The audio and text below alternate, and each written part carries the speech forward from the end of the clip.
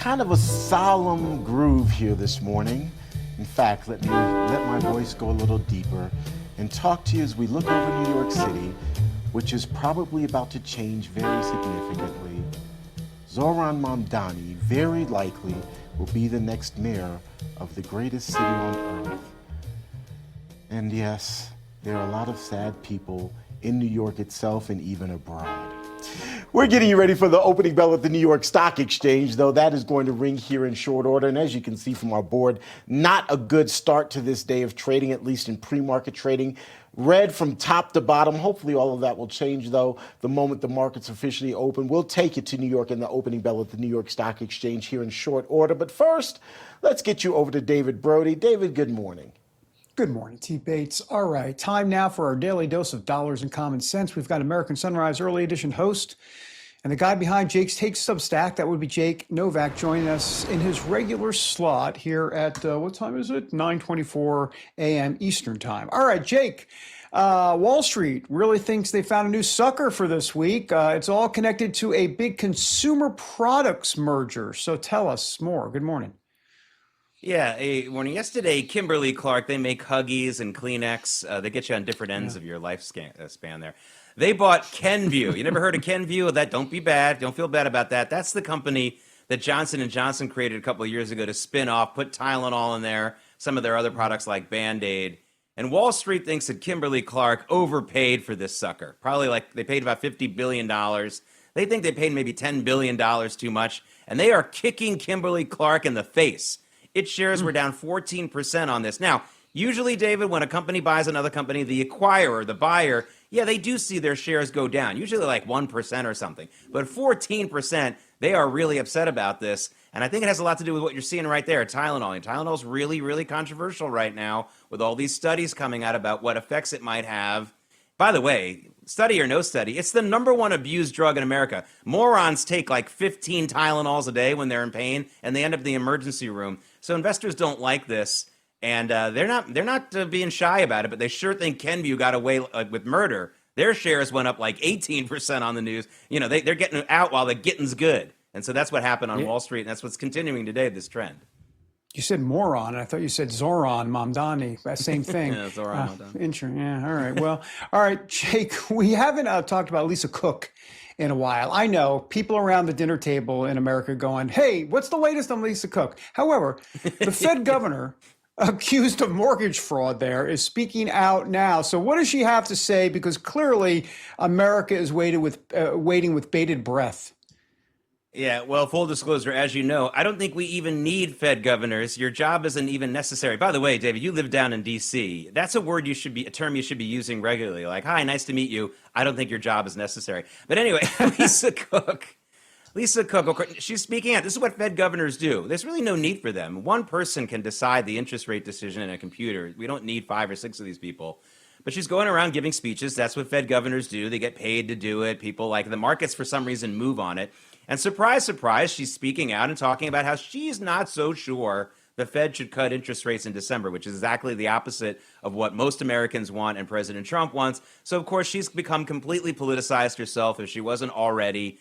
Instead of making this about Lisa Cook and her alleged mortgage fraud, let's just make it about all these positions. We don't need Fed governors. Do we need more people giving speeches written for them by people? I just don't think so. And let's just get rid of them in the first place. They don't really help. They're not necessary. And I'm sure she could do something very, very positive somewhere else. Here's a kind of a wild 30,000-foot view question about Fed governors. You say we don't need them. You think there'll ever be a push to actually remake the Fed or basically eliminate the Fed? I know a lot of people want to do that, but I mean, how would that even take shape exactly? I mean, what would have to happen? Well, you just set up the compromise very well. You know, you get people who are going to go crazy if you end the Fed completely and say, okay, then let's just talk about paring it down. That was redundant. Let's just talk about paring the Fed. We don't need to have 4, 5, 6 Fed governors. It's not necessary. Let's streamline what the Fed is and what it's all about. Wall Street won't care.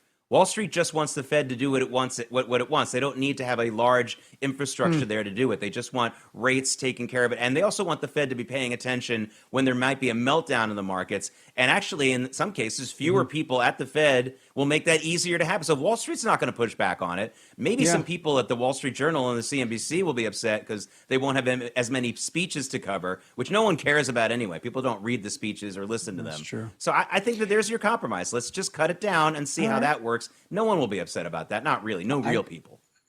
For sure. Hey, I got about 30 seconds here, but the Democrats and their mainstream media allies have decided to really talk down the economy, and now there's a big problem with that, isn't there, Jake? Tell us more. Got 27 seconds.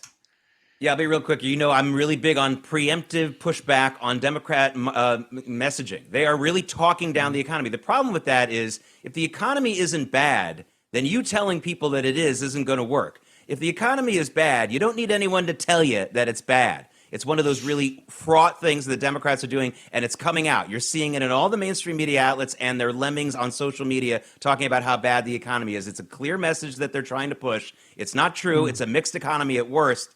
And if the economy is bad, I don't need someone to tell me I'm hungry or I'm having a hard time. I need you to tell me, Nancy Pelosi. Right. Jake Novak, great to have you. Thanks so much. Appreciate it. Time to go back to Denver. Maybe he's using his, Terrence Bates is using his NPR voice that he used at the beginning of the segment. We'll find out in a second. It's sponsored by AMAC. The Association of Mature American Citizens is the conservative voice for Americans 50 and older. AMAC is fighting for the values that you hold dear. Join today. Together, we can write the course of America. Well, David, thank you so much. You're looking at the applause happening at Wall Street. Here's the New York Stock Exchange. Beta is at the podium. The applause is underway, and momentarily, you will hear the opening bell. There you hear it, ladies and gentlemen, the man in the front trying to gavel the actual podium itself. The markets are now officially open, and just like that, ladies and gentlemen, we have one bright spot there in the middle of our board, but the markets are all in the red. As you can see, the Dow, S&P 500, and the Nasdaq, I just couldn't keep that up, sorry. All in the red right now, down over a full percentage point. Hopefully that will change throughout the day. Really the only bright spot there right in the middle of your board. We, of course, will continue to monitor all of this for you throughout the day and let you know how things ultimately shape up as we start this Tuesday of trading.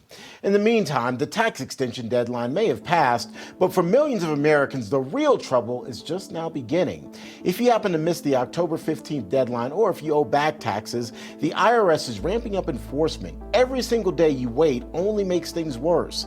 Here's the harsh reality. The IRS can charge a penalty of 5% per month up to 25% of your total tax bill just for not filing. That's in addition to what you already owe. The good news is there's still time for Tax Network USA to help. If you're self-employed or a business owner, even if your books are a mess, they've got you covered. Tax Network USA specializes in resolving financial chaos and getting you back on track fast. With tools like property seizures, bank levies, and wage garnishments, the IRS is applying pressure at levels that we haven't seen in years. It's not too late to regain control, though. Your consultation is 100% free. In one short call and a few simple questions, the experts at Tax Network USA can determine how much you save. So call 800-905-8000 or visit tnusa.com/RAV and let Tax Network USA help before the IRS makes the next move. Still to come here on American Sunrise, tight races across the country from New Jersey to Virginia to New York City. All of this as new polls show that Democrats are clinging to slim leads and Republicans are surging. Those stories next here on American Sunrise.